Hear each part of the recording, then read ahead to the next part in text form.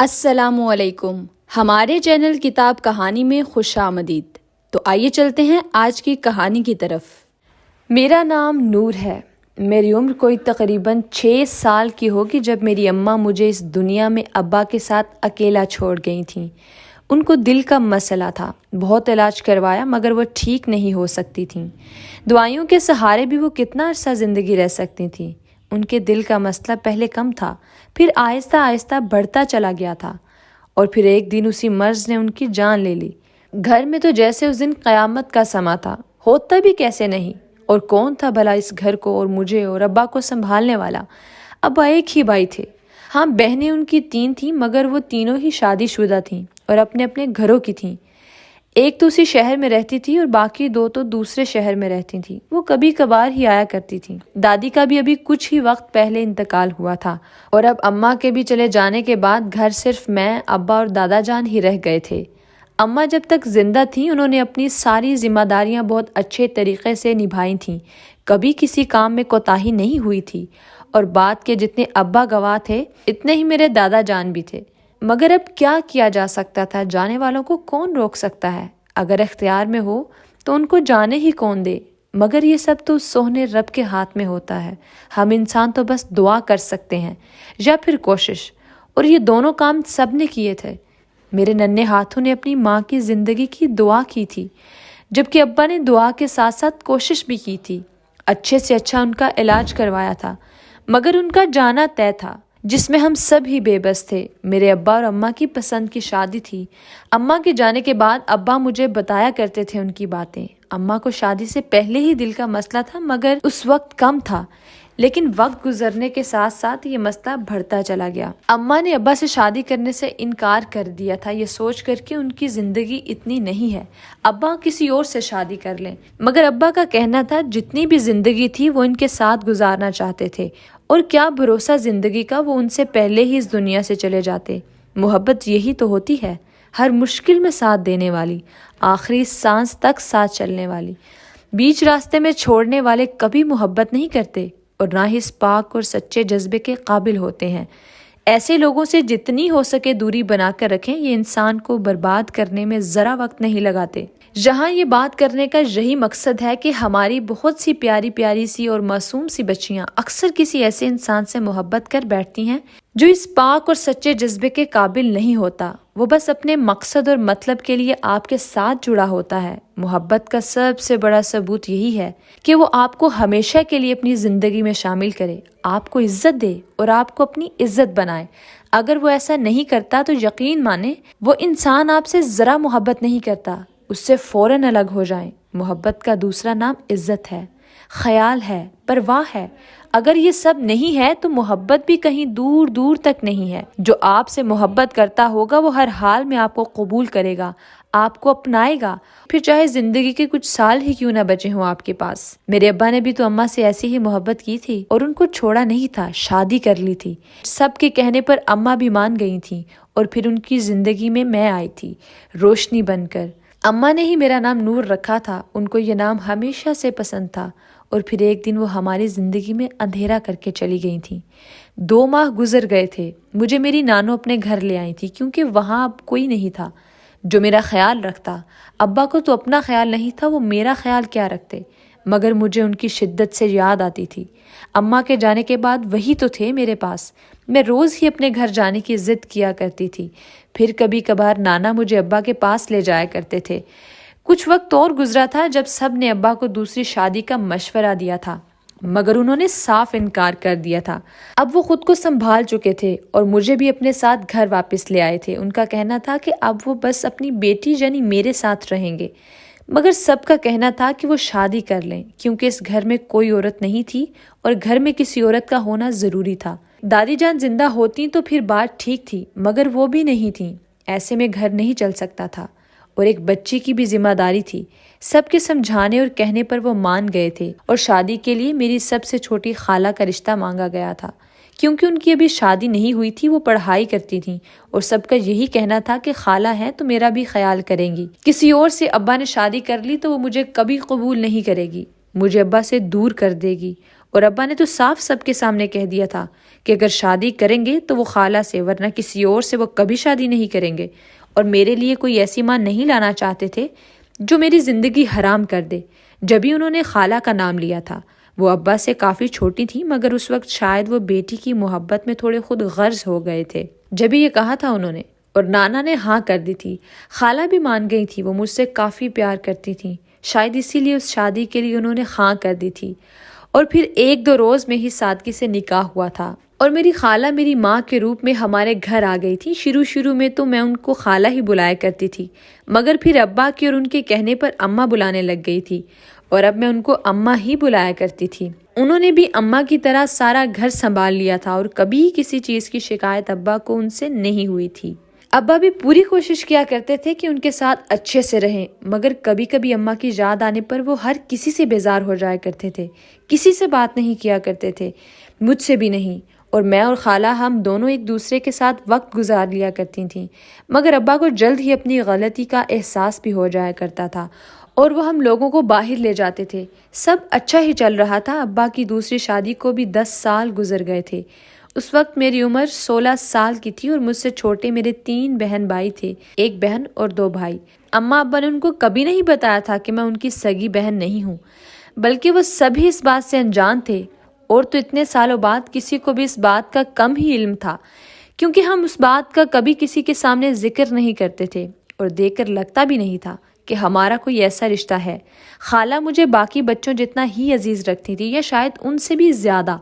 انہوں نے میرے لیے اتنی بڑی قربانی دی تھی، میرے لیے ہی تو وہ اس شادی کے لیے راضی ہوئی تھیں، اور یہ ان کا احسان ہی تو تھا کہ مجھے کسی ظالم ماں سے بچا لیا تھا۔ اس کے لیے تو میں ساری زندگی بھی اگر ان کی خدمت کرتی تو کم تھا۔ میں نے کبھی ان کی کسی بات سے انکار نہیں کیا تھا، آج تک ان کی ہر بات مانی تھی۔ باقی سب پھر بھی کبھی نہیں مانتے تھے، مگر میں ہمیشہ ان کی بات مانا کرتی تھی۔ وہ مجھے سب سے اچھی اور فرما بردار بیٹی مانا کرتی تھی۔ سب کچھ اچھا چل رہا تھا، مگر پھر اچانک سے ابا کی طبیعت خراب رہنے لگی تھی۔ پتہ نہیں کیا تھا، وہ کم بولنے لگے تھے، اور کام سے واپس آ کر کھانا کھاتے ہی سو جایا کرتے تھے۔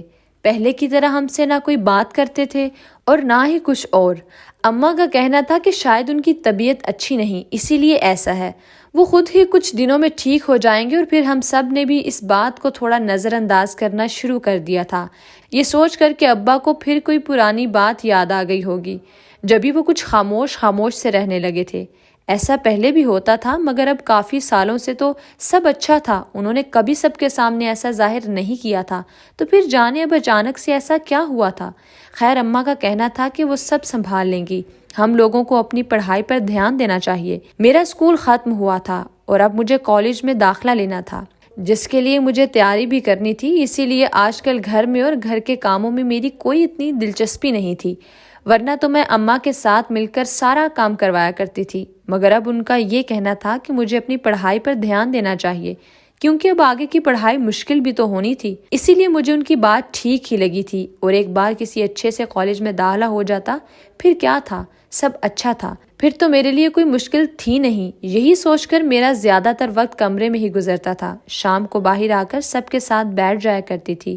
دن میں مجھے پڑھائی کرنا آسان نہیں لگتا تھا، یہ کام میرے لیے مشکل تھا۔ جبھی میں نے سوچا تھا کہ رات کو پڑھائی کیا کروں گی اور دن میں سو جایا کروں گی۔ ویسے بھی تو اب مجھے کہاں جانا ہوتا تھا، پورا دن گھر پر ہی تو ہوا کرتی تھی۔ یہی سوچ کر میں نے رات کو جاگنا شروع کر دیا تھا، اور میرے ساتھ مجھ سے چھوٹی سارا بھی جاگا کرتی تھی۔ جبھی وہ پوری رات تو نہیں، مگر کچھ وقت دیر تک پڑھائی کیا کرتی تھی۔ موسم ایسا تھا کہ سردی تھی، سب اپنے اپنے کمروں میں سو رہے ہوتے تھے، اور ہم دونوں بھی اپنے کمرے میں آرام اور سکون سے پڑھائی کیا کرتی تھیں۔ ایک دن رات کو میرا چائے کا دل کیا تھا، اور اس وقت رات کے کوئی 12 بجنے والے تھے۔ میں تھوڑی ڈرپوک سی تھی، اسی لیے اکیلے کمرے سے باہر نہیں نکل رہی تھی۔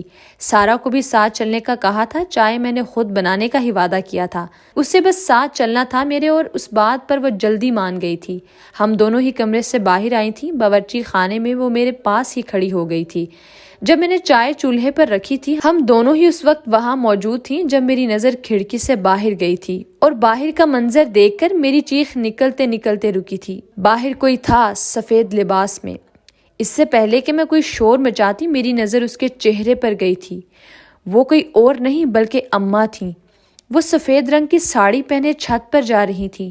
جب ہم دونوں ہی ان کو ایسے دیکھ کر حیران ہوئی تھیں اور ڈرتے ڈرتے باورچی خانے سے باہر آئی تھیں اور ان کو مخاطب کیا تھا، وہ ایک پل کے لیے رک گئی تھیں اور ہماری طرف انہوں نے غصے سے دیکھا تھا اور پھر ہمیں اندر واپس جانے کا کہا تھا اور سختی سے منع کیا تھا کہ کوئی ان کے پیچھے نہ آئے، وہ تازہ ہوا لینے اوپر جا رہی ہیں۔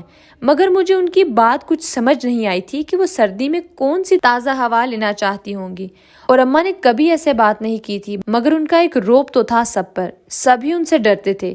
میری ان سے جتنی بھی بنتی تھی مگر وہ میری ماں تھی، ڈر تو تھا ان کا، اور اسی ڈر کی وجہ سے ہم فوراً وہاں سے ہٹی تھیں اور واپس باورچی خانے میں آئی تھیں اور اپنی چائے لے کر واپس کمرے میں چلی آئی تھیں، مگر ان کے پیچھے جانے کی میرے اندر ہمت نہیں تھی۔ چائے کے برتن اٹھا کر میں نے کچن میں رکھنے کا سوچا اور اپنی جگہ سے اٹھ کر باہر آئی تھی جب اماں واپس آ رہی تھی، مگر یہ کیا، اب تو انہوں نے لال رنگ کی ساڑی پہن رکھی تھی، مگر جب وہ گئی تھی اس وقت تو سفید تھی اور اب یہ لال تھی۔ اس بات نے مجھے کافی حیران کیا تھا، مگر اس وقت اماں سے کچھ بھی پوچھنے کا کوئی فائدہ نہیں تھا، اسی لیے اپنے کمرے میں واپس آ کر لیٹ گئی تھی، مگر مجھے نیند نہیں آ رہی تھی، بار بار مجھے اماں کا خیال آ رہا تھا، وہ یہ سب کیا کر رہی تھیں، مجھے تو کچھ سمجھ نہیں آ رہا تھا۔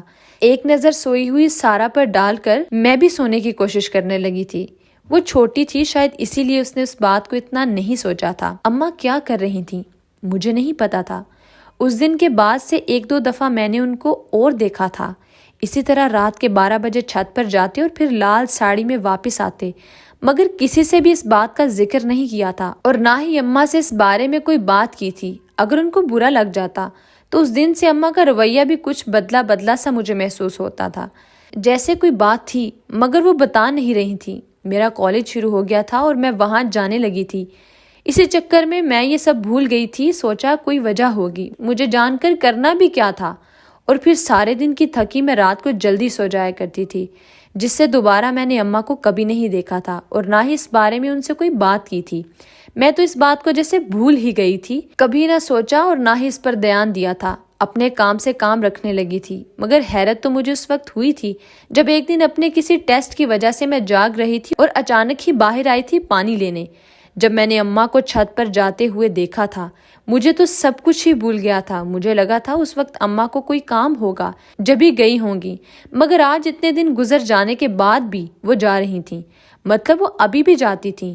اس بات نے میرے سچ میں ہوش اڑا دیے تھے۔ یہ کوئی عام یا چھوٹی بات تو نہیں تھی کہ ایسے ہی اب ان کی بار اسے پھر سے نظر انداز کر دیا جاتا۔ میں انتظار میں تھی کہ وہ کب واپس آتی ہیں، اور پھر جب وہ واپس آئیں تو انہوں نے لال رنگ کی ساڑی پہن رکھی تھی۔ میں نے اس دن سے مسلسل ان کو دیکھنا شروع کیا تھا اور وہ تقریباً روز ہی جایا کرتی تھی سفید ساڑی میں، مگر واپس وہ لال رنگ کی ساڑی میں آیا کرتی تھی۔ کچھ دن اسی طرح سے گزرے تھے اور اب میں نے سوچنا شروع کیا تھا کہ ابا کو اس بات کا بتانا چاہیے، مگر پھر سوچا کہ اماں کو برا لگ گیا تو پھر وہ کیا سوچیں گی کہ میں نے ان کی شکایت ابا کو لگا دی تھی۔ یہ اچھی بات نہیں تھی۔ سوچتے سوچتے میرا دماغ بند ہونے لگا تھا اور پھر میں واپس آ کر سو گئی تھی۔ 2 دن اسی طرح سے گزرے تھے اور پھر ایک دن مجھے ابا کے کمرے سے شدید کھانسنے کی آواز آئی تھی۔ اچانک سے میری آنکھ کھلی تھی اور میں اٹھ کر بیٹھ گئی تھی۔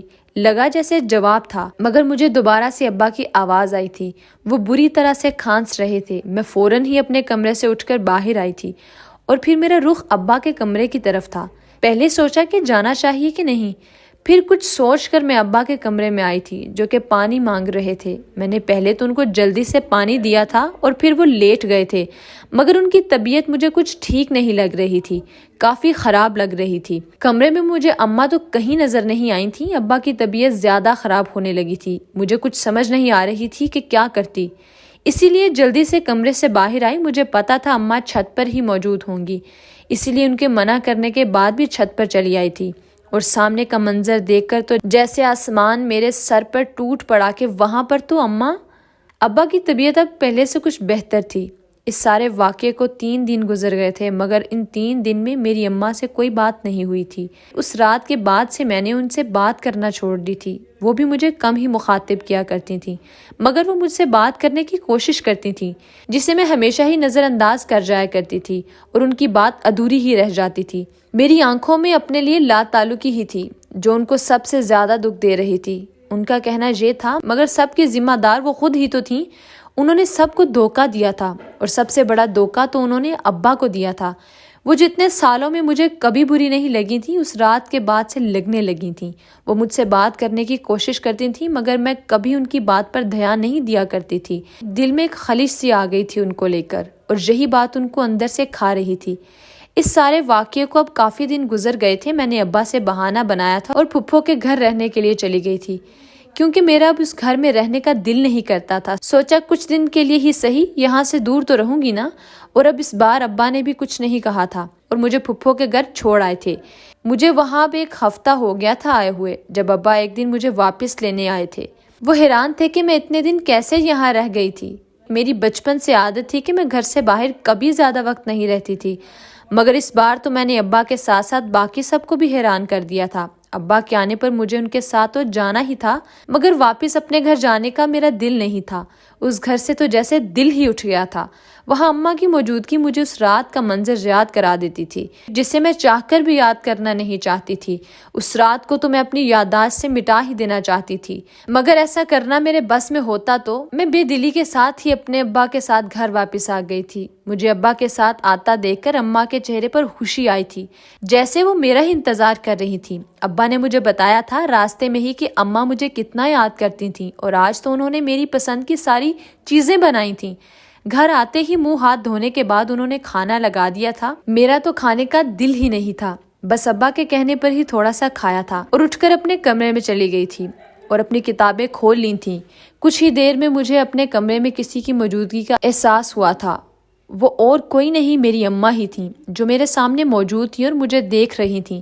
میں نے ان کو دیکھ کر اپنی نظروں کا زاویہ بدل لیا تھا۔ جب وہ میرے پاس آ کر بیٹھ گئی تھیں اور میرا ہاتھ پکڑا تھا، وہ جیسے مجھے بتانا چاہتی تھیں۔ میں نے ان کی آنکھوں میں اس دن دکھ دیکھا تھا، جیسے وہ بہت ہی روئی ہوئی ہوں۔ ان کی آنکھیں لال تھیں۔ مجھے حیرت ہوئی تھی کہ وہ کیوں اتنا روئی ہوئی ہیں۔ کیا وہ میرے پاس اس لیے آئی تھیں کہ میں کسی کو ان کا سچ نہ بتا دوں، اسی لیے وہ پریشان تھیں؟ مگر ان کو دیکھ کر ایسا لگتا نہیں تھا۔ میں نے ان سے کہا کہ وہ ان کو فکر مند ہونے کی کوئی ضرورت نہیں ہے، میں ان کا راز کسی کو نہیں بتاؤں گی اور اب وہ یہاں سے جا سکتی ہیں۔ مگر ان کا کہنا تھا کہ وہ میرے پاس اس لیے نہیں آئی تھیں کہ مجھے یہ کہیں کہ کسی کو ان کا راز نہ بتاؤں، وہ تو مجھے سچ بتانے آئی تھی، وہ سچ جو صرف مجھے آدھا معلوم تھا۔ مگر مجھے تو ان کی کوئی بات سننی ہی کہاں تھی۔ میں نے ان کو صاف کہہ دیا تھا کہ مجھ پر اب ان کی کوئی بات اثر نہیں کرے گی، وہ مجھے بہلا نہیں سکتی۔ ساری سچائی میں جان چکی تھی، اور سچ تو یہی تھا کہ وہ ہم سب کو دھوکہ دے رہی تھی، جانے کب سے۔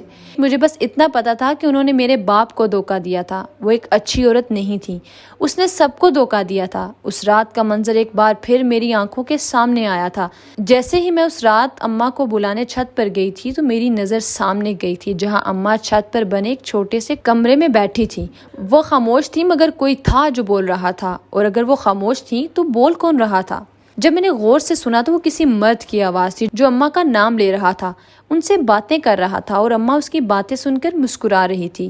یہ وہی لمحہ تھا جب میری ماں میرے دل سے اتر گئی تھی۔ میں نے فوراً ہی اپنا رخ واپسی کے لیے موڑا تھا، جب کسی چیز سے بری طرح ٹکرائی تھی، اور آواز اتنی تو تھی کہ اماں کو صاف سنائی دے جاتی۔ انہوں نے فوراً ہی مڑ کر مجھے دیکھا تھا، اور بس پھر اس دن کے بعد سے ایک دیوار تھی جو ہم دونوں کے بیچ آ گئی تھی۔ ان سب سے زیادہ دکھ اس بات کا تھا کہ انہوں نے میرے ابا کو دھوکہ دیا تھا، جو میں چاہ کر بھی معاف نہیں کر سکتی تھی، اور یہ بات ابا کو بتا بھی نہیں سکتی تھی کیونکہ ان کی حالت ایسی تھی ہی نہیں۔ جانے ان کو کیا ہو گیا تھا، جیسے اماں ان کو زیادہ یاد آنے لگ گئی تھیں۔ یہ جو بھی تھا، ابا اب کافی خاموش رہتے تھے، اسی لیے میں ان کو کوئی ایسی بات نہیں بتانا چاہتی تھی کہ جس سے ان کو کوئی پریشانی ہوتی۔ میں نے اماں کو اس بات کا یقین دلایا تھا کہ کسی سے بھی اس سارے واقعے کا کوئی ذکر نہیں کروں گی، بس وہ میرے سامنے نہ آیا کریں اور میرے لیے کچھ مت کیا کریں۔ میں اپنے سارے کام خود کر سکتی تھی، جتنا ممکن ہو وہ مجھ سے دور ہی رہیں، یہی ہم دونوں کے لیے اچھا تھا۔ وہ میری ساری باتیں سن کر خاموش ہی تھیں اور اٹھ کر جانے لگی تھیں۔ جب انہوں نے جاتے جاتے رک کر مجھے پکارا تھا اور مجھ سے ایک سوال پوچھا تھا کہ اگر ان کی جگہ میری اپنی اصلی ماں ہوتی تو کیا میں ان پر بھی اسی طرح یقین نہ کرتی، اور ایسا کرتی تو بہت غلط کرتی۔ وہ یہ کہہ کر وہاں سے فوراً ہی چلی گئی تھی، مگر مجھے ان کے کہے جملے کی اس وقت سمجھ نہیں آئی تھی، اور نہ ہی میں نے سمجھنے کی کوئی کوشش کی تھی۔ بس ان کو جاتا دیکھا تھا اور خاموشی سے اپنا کام کرتی رہی تھی۔ سارے معاملے کو 2 دن گزر گئے تھے۔ اس کے بعد کبھی انہوں نے مجھ سے بات کرنے کی کوشش نہیں کی تھی، اور نہ ہی وہ میرے سامنے آیا کرتی تھی۔ جو بھی تھا وہ میری ماں نہ تھی، مگر ماں جیسی تھی۔ مجھے کہیں نہ کہیں کچھ بہت برا اور غلط لگتا تھا، اور پھر ان کی وہ آخری بات جو انہوں نے مجھے کہی تھی، تو کیا ان کو ایسا لگا تھا کہ میں ان کو اپنی ماں نہیں سمجھتی تھی؟ مگر ایسا تو کبھی نہیں ہوا تھا، میں نے تو بچپن سے اب تک ان کو ماں ہی سمجھا تھا، میرے لیے تو وہی سب کچھ۔ اور پھر انہوں نے بھی تو کبھی مجھ میں اور باقی سب میں کبھی کوئی فرق نہیں کیا تھا، وہ تو ہمیشہ مجھ سے سب سے زیادہ پیار کیا کرتی تھی۔ مجھے وہ ان کی ساری پرانی باتیں یاد آنے لگی تھیں، جو وہ میرے لیے کیا کرتی تھی، جو انہوں نے اب تک کیا تھا۔ کہیں سے ایسا تو نہیں لگتا تھا کہ انہوں نے اپنی ذمہ داری پوری نہیں کی تھی۔ وہ ایک پرفیکٹ ماں تھی، اور اگر وہ ایک پرفیکٹ ماں تھی تو ایسا کیسے ہو سکتا تھا کہ وہ ایک پرفیکٹ بیوی نہ ہوتی، جب وہ ایک ایسا رشتہ جو کہ ان کا سچا تھا بھی نہیں۔ میں ان کی اپنی بیٹی تو نہیں تھی، مگر پھر بھی انہوں نے مجھے بیٹی ہی سمجھ کر پالا تھا۔ جب وہ ایک ایسا رشتہ اتنا اچھا نبھا سکتی تھی تو ایک ایسا رشتہ جو کہ تھا ہی ان کا اپنا، وہ کیسے نہ نبھاتی؟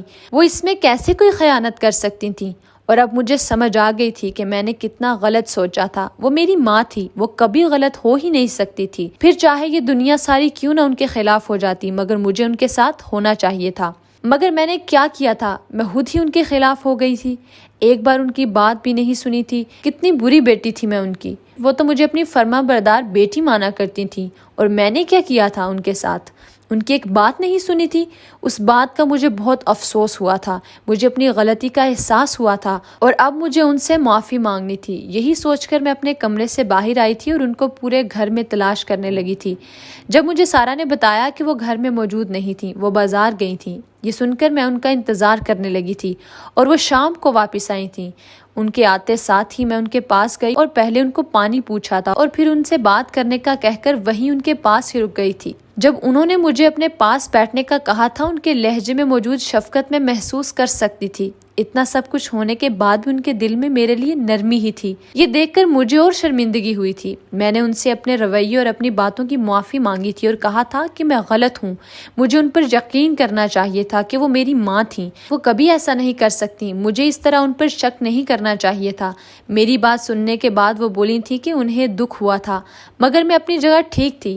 اس رات جو میں نے سنا، اس سے سن کر کوئی بھی شک کر سکتا تھا، مگر ان کو دکھ اس بات کا تھا کہ میں نے ان سے پوچھا نہیں تھا، ان کو اپنی صفائی دینے کا موقع نہیں دیا تھا، مگر اب میں ان کو پورا موقع دے رہی تھی۔